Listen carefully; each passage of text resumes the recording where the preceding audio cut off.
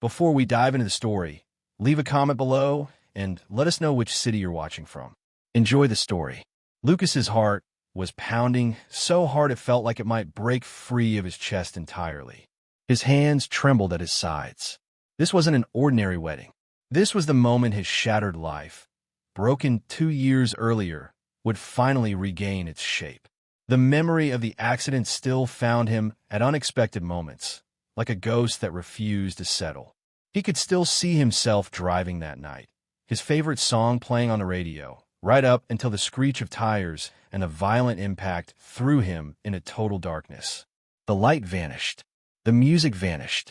The life he'd known vanished with them. Blindness had pulled him into a void that seemed, in those early months, entirely impossible to climb out of. And then Clara had arrived. Lucas drew a breath, thinking of her. Clara hadn't simply taught him how to live again. She had become his light inside the dark. The reason he believed not only in love, but in himself again. And now, here he stood at the altar, about to marry the woman who had given his life its meaning back. Her footsteps echoed down the aisle. The murmur of guests faded into a held silence, and Lucas stopped breathing without meaning to.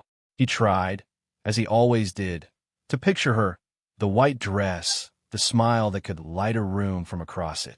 But tonight something was different. A flicker. Lucas blinked, feeling something pierce the darkness that had defined his world for 2 years. Small, like a spark, but undeniably real. He told himself it was imagination. And then it happened again, stronger this time. He blinked again, his heart accelerating beyond anything reasonable. It couldn't be. It wasn't possible. Another flash, and then a blurred white shape began assembling itself. Vague, undefined, but unmistakably there. Lucas went rigid. With every step Clara took, the shape sharpened. He could make out the outline of her dress now, the grace of her movement, and then, as she drew closer, her face began resolving into focus. It was as though the entire world were quietly reassembling itself in front of him. Tears slid down his cheeks before he'd registered they'd started. He hadn't known what to expect. But the woman in front of him was more beautiful than anything he'd built in his imagination across 2 years of darkness. Her eyes held a love so pure it nearly stopped his heart on its own, and her smile. Lucas felt his chest constrict. Clara stopped in front of him, sensing immediately that something had shifted. "Lucas," she whispered, confused by the way he was staring at her, unable to look away. His voice came out trembling, overwhelmed. "Clara, I can see you." Her expression moved from confusion straight through to pure emotion. Tears filled her eyes as Lucas let himself absorb every detail of her, more than he had ever dared to imagine. And in that moment, he understood that his vision wasn't the only thing that had returned. A new chapter of his life had begun standing right there at the altar. 2 years before that day, Lucas had been a rising star. Considered one of the most gifted pianists of a generation, he lived for sold-out concert halls and the particular roar of an audience that knows it's witnessing something rare. That night, he left the stage, still riding the adrenaline of what he considered one of his finest performances. The notes he'd played still echoing faintly in his memory as he climbed into his car for the drive home. Soft classical music played from the radio, harmonizing with the music still alive in his head. The streets were dim and mostly empty. And then, without warning, a blinding light cut across his path. In seconds, everything changed. The shriek of tires, the violent impact, then nothing. When Lucas opened his eyes, there was only darkness. The days that followed dissolved into confusion and dread. At the hospital, doctors explained that the trauma had damaged his visual cortex. Physically, he was otherwise healthy, but his sight was gone, and the odds of recovery were, at best, uncertain. The news didn't simply take his vision. It took the life he recognized as his own. Music, his entire identity, suddenly felt like something belonging to a stranger. He withdrew. He turned away every attempt from friends and family to help. His days collapsed into a monotony built entirely around the same conclusion, repeated endlessly. His life was finished. He could no longer play, could no longer walk without assistance, could no longer see the world he had loved with the specific intensity of someone who had built a career out of beauty. It was into this darkness that Clara first stepped. "Lucas, my name is Clara. I'll be your physical therapist." Her voice was steady, calm, carrying a warmth that wasn't performed. At first, Lucas paid her little attention. Nothing anyone said could undo what had happened. But Clara was patient in a way that wore down his resistance without his noticing. In the early sessions, she guided him through the most basic movements, learning to navigate a room without sight, learning to trust his own footing. But as the weeks passed, Lucas began to notice something different about her. Clara didn't treat him with the careful, performative sympathy he'd come to expect from everyone else. She believed in him, with a stubbornness that outlasted even his own willingness to believe in himself. "You're still Lucas," she told him one day, after a particularly difficult session, "and there's so much more to you than your eyes." He wanted to believe her, but the doubt was its own kind of darkness, thick and constant. He was no longer the brilliant pianist, no longer the confident man who'd once walked with his head up, certain of his place in the world. He was, in his own private accounting, a fragment of who he'd been. One afternoon, Clara found him on the couch, holding a crumpled sheet of music in his hands. He hadn't touched a piano since the accident, but he kept that sheet as a kind of relic. "Do you still think about music?" she asked, sitting beside him. He sighed, his grip tightening on the paper. "I do, but it doesn't matter. How can I play without seeing? How can I be a blind musician?" Clara was quiet for a moment, but Lucas could feel the intensity of her attention even without sight to confirm it. "Maybe that's exactly what makes you extraordinary," she said. "Playing without sight. Feeling the music in a way no one else can. Do you think it was your vision that made you a great pianist?" She paused. "No, Lucas. It was your soul, and that hasn't gone anywhere." Her words landed like something physical. No one had spoken to him with that kind of conviction since the accident. For the first time, Lucas felt the faint, unfamiliar shape of hope. From that day forward, Clara was more than his physical therapist. She became a friend. She encouraged him outside, into the world, urging him to explore it through every sense that remained available to him. Slowly, Lucas began to understand that although he couldn't see, beauty hadn't entirely abandoned him. The sound of leaves moving in wind, the smell of fresh coffee, the warmth of sunlight finding his face. And increasingly there was Clara. She didn't only guide him physically. She steadied him emotionally, pulling him back when he wanted to give up, making him laugh when he felt unreachable. Clara became the lighthouse, cutting through his particular darkness. But there were still nights the despair crept back in. "Clara," he admitted once, after a session, with a rawness that surprised them both, "sometimes I think it would be easier if I just weren't here." She stopped, startled by the honesty of it. Then, with a firmness that left no room for misunderstanding, "Don't say that. You have so much left to give, Lucas, and I'll be here to remind you of it until you can see it for yourself." He didn't answer, but the words stayed with him, the way a melody sometimes refuses to leave. Clara didn't know it then, but she'd given him something he hadn't had since the accident, a reason to keep fighting. The sound of wind moving through leaves filled the park, a quiet melody Lucas had begun to recognize as part of his days now. Clara walked beside him, her hand lightly guiding his arm, the way it always did on these walks she'd insisted on building into their routine. "The sky's especially beautiful today," Clara said, in her familiar warm register. "Blue, with a few scattered clouds." Lucas smiled. He couldn't see the sky, but he'd come to love hearing her describe it. Through her words, he could glimpse fragments of a world that had otherwise gone silent. "And what do the clouds look like?" he asked, genuinely curious. "White, fluffy, like cotton candy." She laughed, giving his arm a light squeeze. "Do you actually want to know? Or are you just trying to distract me from something?" He chuckled. Maybe a bit of both. Their friendship deepened in moments exactly like this one. Small, ordinary, repeated until they became foundation. Clara was teaching him that the world wasn't as distant as he'd assumed, that his remaining senses could carry him further than he'd given them credit for. But there was something else Lucas couldn't ignore. It wasn't only her guidance he depended on now. He found himself craving her presence specifically, afraid that without her, the darkness might find a way to swallow him whole again. One afternoon, Clara arrived with something tucked under her arm. "I have a surprise for you," she said, setting a portable keyboard on the table. Lucas raised an eyebrow. "What is this? I know it's been a long time since you've played, but I thought maybe today you'd try." He ran his fingers over the keys, and an invisible weight settled on his chest. The piano had once been an extension of his own soul. Since the accident, he'd avoided it entirely, afraid of not being good enough, afraid of losing the notes without his sight to guide him. "I don't know, Clara. It's been so long." She knelt beside him, taking his hand gently. "The music is still inside you, Lucas. You lost your sight. You didn't lose what made you extraordinary." A pause. "Just try. For me." He breathed in and let his fingers find the keys. The first notes were hesitant, uncertain. And then something in his hands remembered what his mind had been too afraid to trust, and a gentle melody began filling the room. Clara closed her eyes, letting the sound move through her.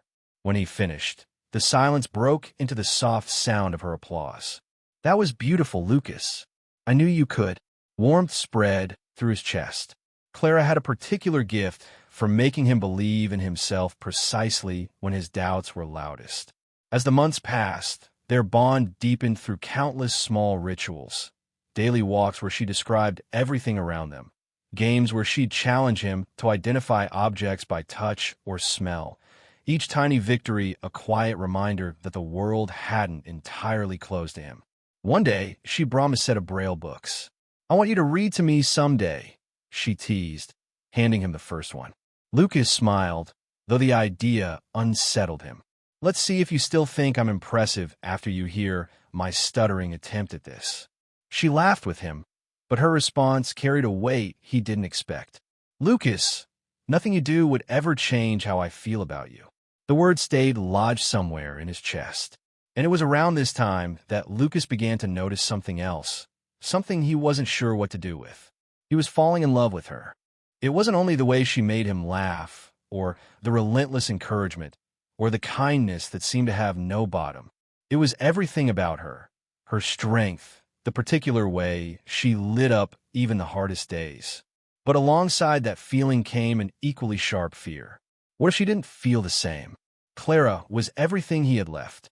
The thought of losing even her friendship terrified him enough that he chose, for a long while, to bury the feeling rather than risk what they'd already built. That night, as she said goodbye, he hesitated before wishing her good night. "Clara, thank you for everything you've done for me." She touched his arm lightly. "Always, Lucas." As she left, he stood there a long moment, telling himself that even if he never found the courage to say what he felt, simply having her beside him was enough. He hoped, anyway, that it would be. The next morning began like most others. Clara arrived early, with the energy that made Lucas believe, on his better days, that he could handle anything.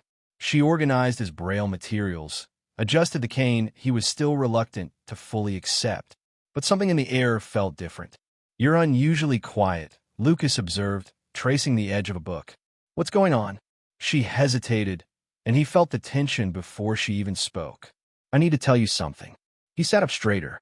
"What is it?" She took a breath. "I received a job offer in another city.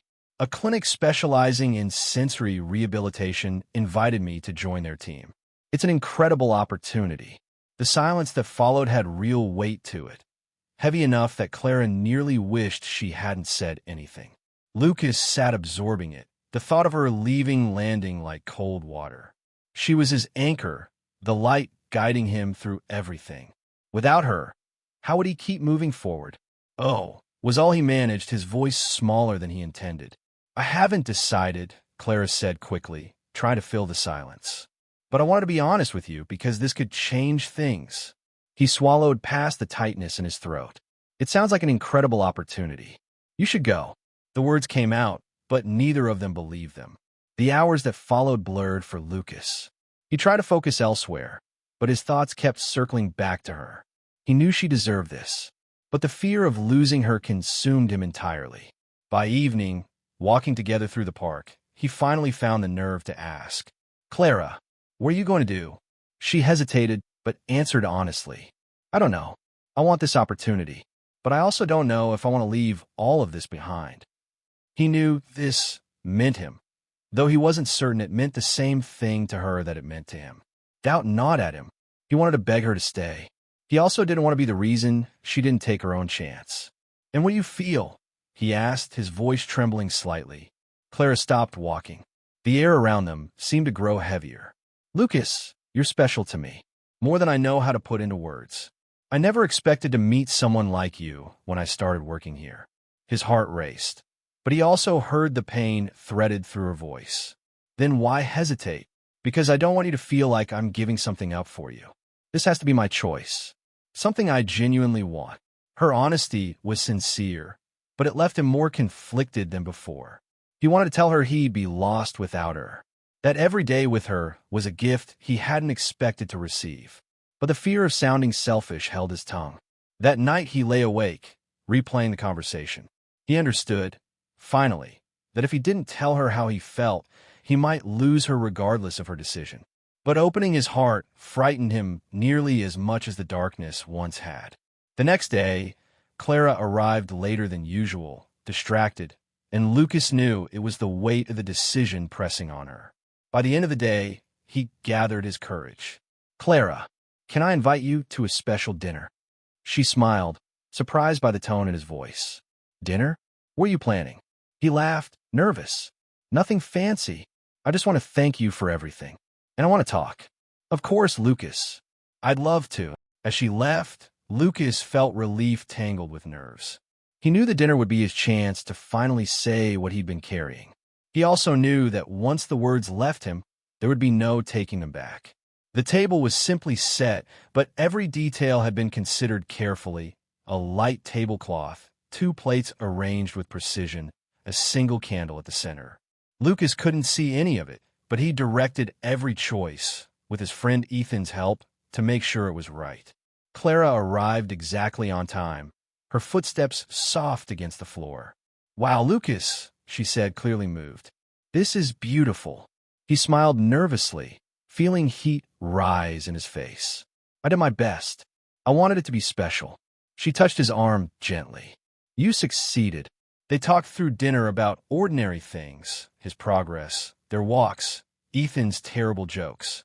Clara seemed more relaxed than he'd expected, though he could still feel the weight of what he needed to say sitting between them. When the meal ended, she looked at him with curiosity. "So what's all this about?" "I loved it, but it feels like there's something you want to tell me." Lucas took a breath. The moment had arrived. "Clara, you're right. There's something I need to say, and I didn't know how, so I thought a dinner might be the better approach." She tilted her head, encouraging him to continue.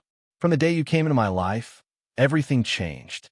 At first, I thought you were simply doing your job, but I realized quickly it was more than that.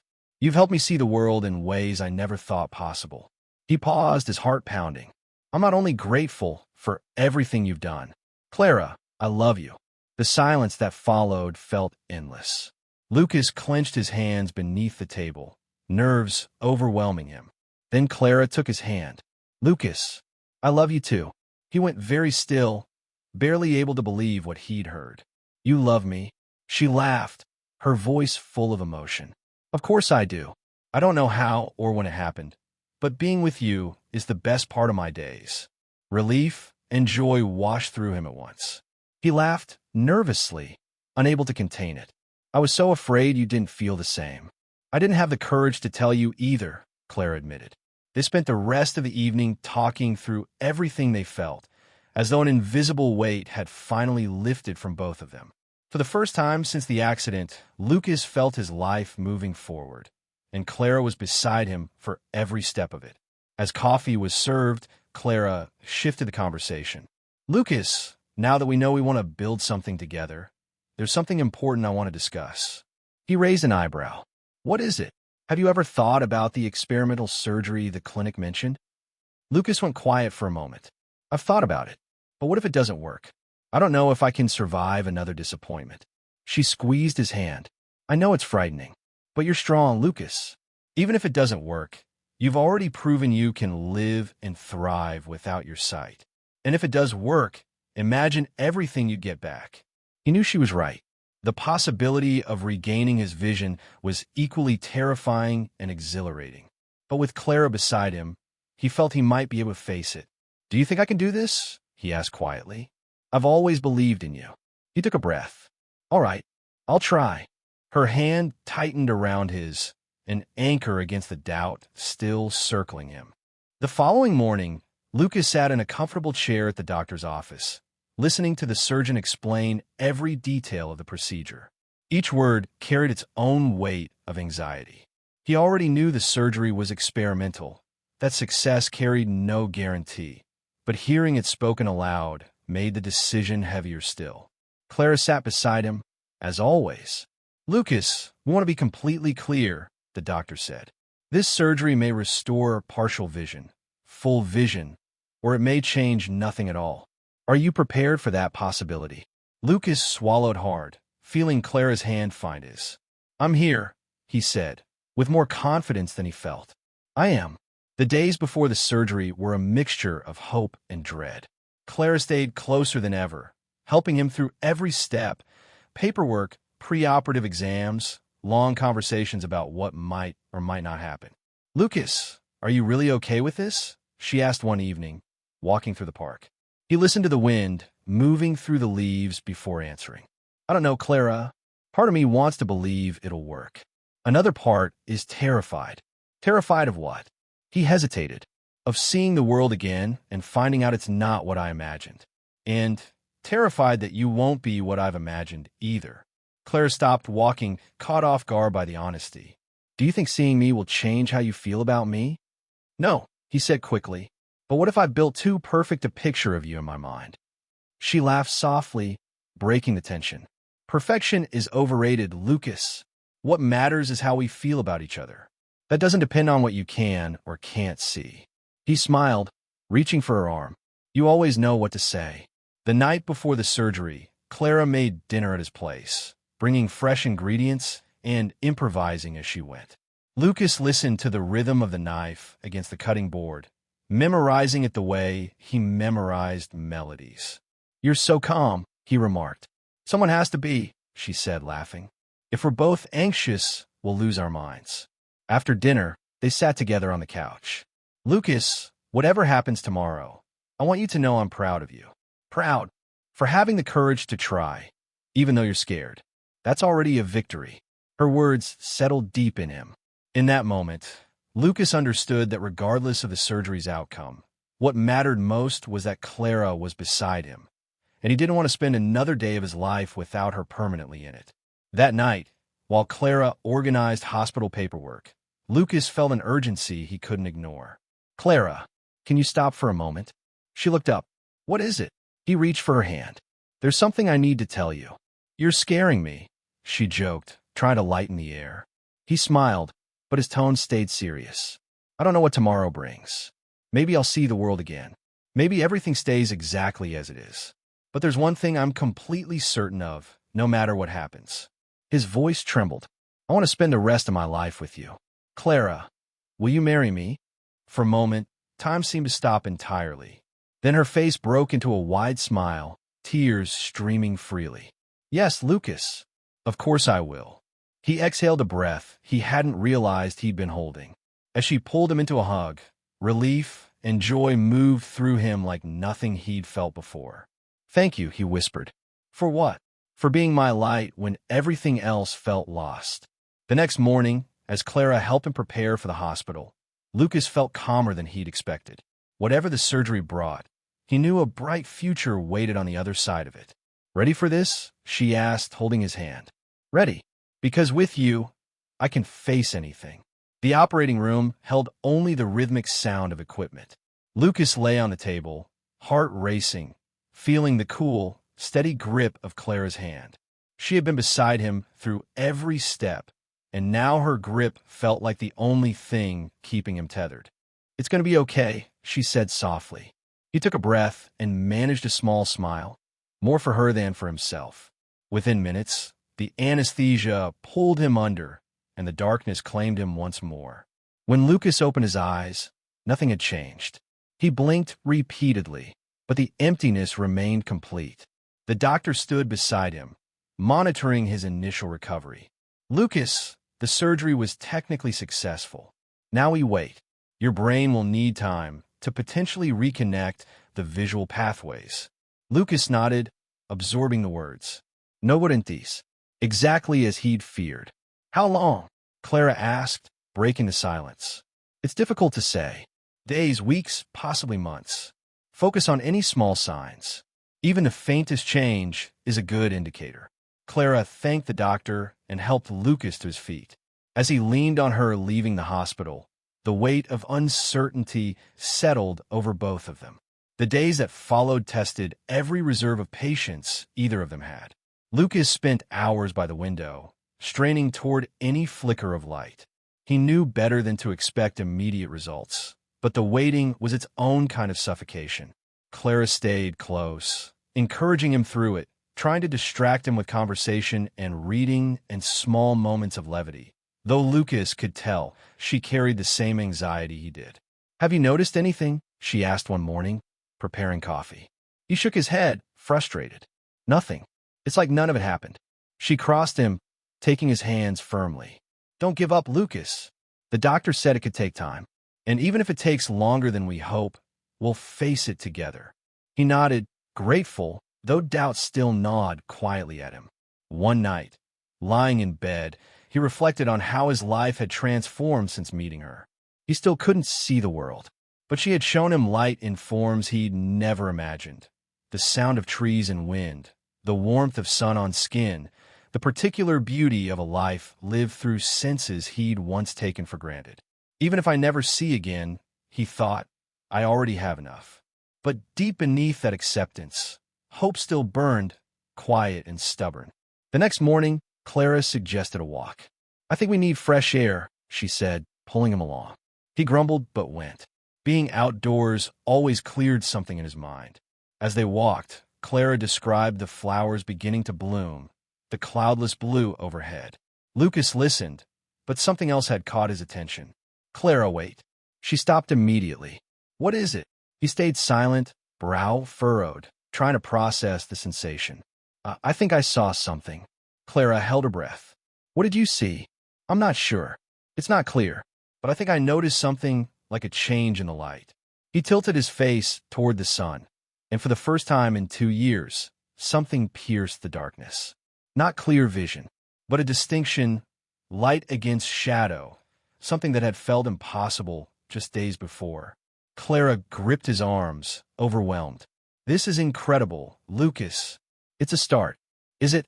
he asked, still uncertain. "Of course it is." Her excitement was unmistakable. "Let's tell the doctor and keep believing." Lucas smiled, a small spark of hope reigniting. It was faint, but it was enough to keep trying. Days later, the wedding arrived, and with it, the moment that changed everything for the second time. In the days and weeks that followed the ceremony, Lucas's vision continued its slow, uncertain return. He could see more now, not perfectly, but more than he'd allowed himself to hope for. During a follow-up appointment, he shared the progress with visible excitement. "I'm seeing more, doctor. It's not perfect, but it's so much more than I expected." "That's an excellent sign," the doctor said. "Your recovery is going well. Keep stimulating your vision and following the routine." Clara squeezed his hand. "I knew you'd get there."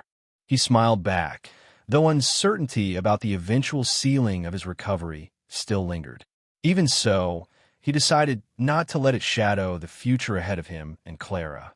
One afternoon, while Clara cooked, Lucas sat at the piano for the first time in months.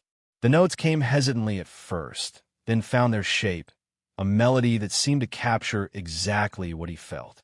Clara stopped in the doorway, drying her hands on a towel. "That's beautiful, Lucas." He turned toward her voice. "You're my inspiration." She crossed the room, touched, and sat beside him at the bench. "How about a duet?" "Only if you promise not to leave me behind." They played together, laughing, improvising, the house filled with music that symbolized everything they'd built. Weeks later, as the sun began to set, Clara walked in carrying a particular kind of energy that lit up the room before she'd even spoken. "So how was the meeting?" Lucas asked, setting aside his braille book. "Intense, as always. But I think we got everything aligned. We're ready to start."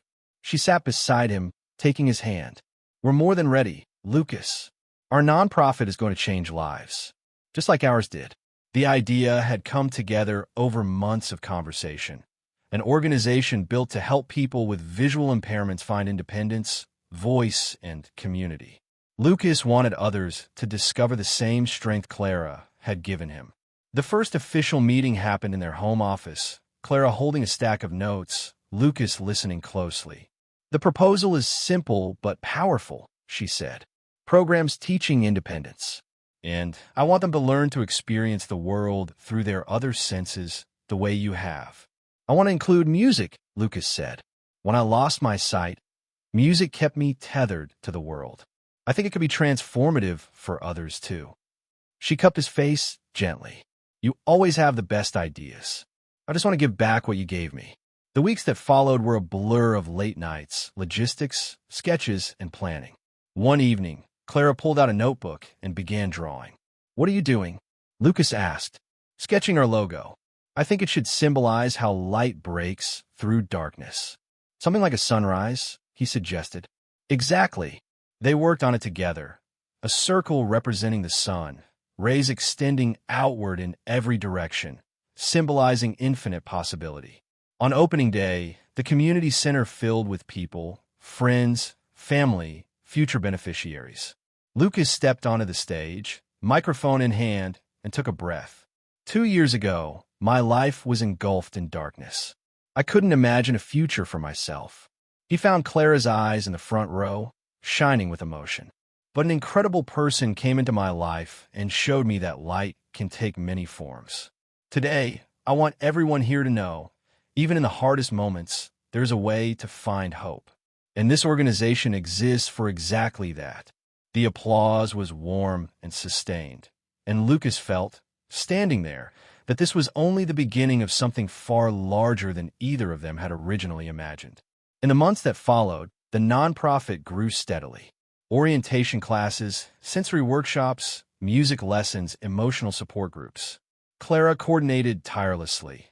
Lucas worked directly with participants, sharing his own story and proving, in real time, that independence was possible. One day, during a workshop visit, Clara pulled him aside. "I have a surprise for you." "Another one? You're full of them lately." She led him to a room where a group sat listening attentively around a piano. "They want to hear you play," she said. Lucas hesitated, then sat down and let his fingers find the keys, playing an original composition he'd written after the surgery. When he finished, the room erupted into applause. "This is what I want to do here," he said, looking toward Clara. "I want to inspire people the way you inspired me." Despite the demands of building something new, Clara and Lucas always carved out time for each other. One evening, they returned to the park where they'd walked together in the earliest, hardest months after the accident. "Do you remember telling me you were afraid I wouldn't be what you imagined?" Clara asked, taking his hand. He laughed, looking at her with tenderness. "I couldn't have been more wrong.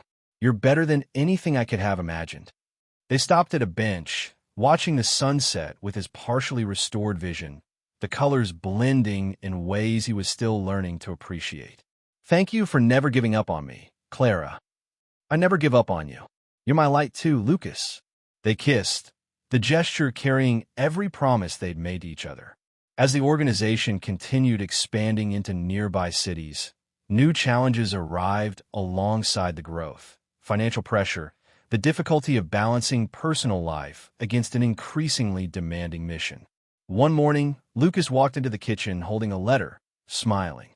"I just got something you want to hear," he said, sitting down. Clara looked up. "What is it?"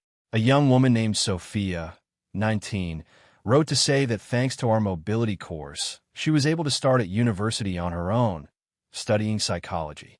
Clara placed a hand over her heart. "That's incredible, Lucas. It's exactly the impact we dreamed of. Every story like this reminds me why we started." As the organization's visibility grew, They were invited to speak at a social leadership conference. Clara was energized, Lucas thoughtful. "Do you think we're ready to expand this much?" he asked over breakfast. "We'll never be completely ready," Clara said. "But if we don't try, how will we know how far we can go?" He smiled at her certainty. "You're right. And with you beside me, I think we can do anything." At the conference, Clara opened by describing how the organization had emerged from a difficult chapter of their lives and grown through their shared determination. When Lucas took the microphone, the room went still. "My vision may not be perfect," he said, "but I've learned to see what truly matters, and that goes beyond what eyes alone can perceive. The greatest lesson I've learned is that with love, courage, and support, anyone can move through what once felt impossible." The applause was so sustained he had to pause before continuing. "We're not just here to teach independence. We're here to show that life holds possibility, even in the darkest moments." Back home, Clara surfaced a new idea. What if we add something beyond classes and workshops? A community center, a space where people can simply connect. Lucas smiled. "I love it. Let's build it." They spent the following weeks designing it together. A music room, a braille library, an open event space. Clara sketching late into the night while Lucas listened to every detail she described. "This is going to be a lot of work," he teased, listening to her pencil move across paper. "I know, but it's worth it." He kissed her forehead. "It's always worth it, as long as we're together." When the community center finally opened, neither of them could fully contain their emotion. Lucas wandered into the music room, where a group of young people were practicing. A boy named Miguel, who had recently lost his sight, caught his attention. "Do you play piano?" Miguel asked, shy. "Do, but I think you could play even better. Want to try?" Miguel nodded, and Lucas guided him to the keys. As the boy found his first uncertain notes, Lucas felt a wave of pride and gratitude that he hadn't anticipated. "You're doing great, Miguel. Keep going." Clara watched from the doorway, smiling. "You're wonderful with them, Lucas. I'm just trying to give back what I received." As growth continued, so did the difficulty of pacing themselves. One evening, reviewing reports, Clara paused. "Do you think we're moving too fast?" Lucas considered the question. "Maybe. I think it's because we want to do everything at once. We need to remember to slow down sometimes. And remember to take care of ourselves," Clara added. They made a quiet decision that night to protect more time for each other, to make sure the work they loved didn't quietly consume everything else. The morning of their trip arrived clear and bright. After months of relentless work, Clara and Lucas had finally carved out a real break. Not simply a pause, but a chance to reconnect away from daily obligations. "So where are we going?" Clara asked, loading her suitcase into the car. Lucas smiled, mysterious. "You'll find out when we arrive. You love keeping secrets. Only when I know the secret will make you happier." The drive took them past green fields and distant hills, soft music filling the car. Eventually, the ocean appeared on the horizon, glinting under the sun. "A beach?" Clara asked, delighted. Lucas parked beside a small rustic cabin surrounded by palm trees, the ocean visible from the porch. "It's not just a beach. It's our beach. For a few days." Clara stepped out, taking it in. "Lucas, this is perfect. I knew you'd love it." The days at the cabin filled with simple, meaningful things, walking the shoreline, building sandcastles the tide promptly destroyed, a sunset boat ride that neither of them wanted to end. One evening, dining under the stars, Lucas took her hand, his expression suddenly serious. "You know, Clara, these days have made me realize, even more, how much you mean to me. What's on your mind?" He took a breath, searching for the right words. "I just want you to know that whatever happens, I'm here. You're the reason for everything we've built. And if our lives hold something this beautiful, it's because you never gave up on me." Tears gathered in her eyes. "And I never will, Lucas. You mean everything to me." They embraced beneath the stars, the sound of the waves the only accompaniment they needed. The next morning, having coffee on the porch, Clara felt a wave of dizziness pass through her. "Are you okay?" Lucas asked, setting down his cup immediately. "I'm fine. Just a little dizzy. Nothing serious." But Lucas wasn't entirely convinced. "Clara, if something's wrong, we should check." She sighed. "Maybe it's just exhaustion." Back in the city, the mild morning sickness continued. After days of insisting it was nothing, Clara finally took a test, alone, in the bathroom one morning while Lucas was at a meeting. The line appeared. The world seemed to pause around her. "I'm going to be a mom," she whispered, tears falling freely. She decided to tell him properly. That evening, she set up dinner on the porch, candles and flowers arranged around the table. When Lucas arrived, he noticed immediately. "What's going on?" he asked, settling into his chair. She smiled, trying to mask her nervous excitement. "I just wanted to do something special." Through dinner, he sensed she was holding something back. "Clara, you're hiding something." She laughed nervously, then stood and handed him a small package. "Open it." Inside was a tiny pair of baby shoes. He went still, processing. "Does this mean what I think it means?" His voice trembled. Clara nodded, crying. "We're having a baby, Lucas." He stood, overwhelmed, pulling her into his arms. "A baby." He held her face gently. "This is amazing, Clara, and this baby will be the greatest blessing of our lives." She laughed and cried together. "I knew you'd be thrilled."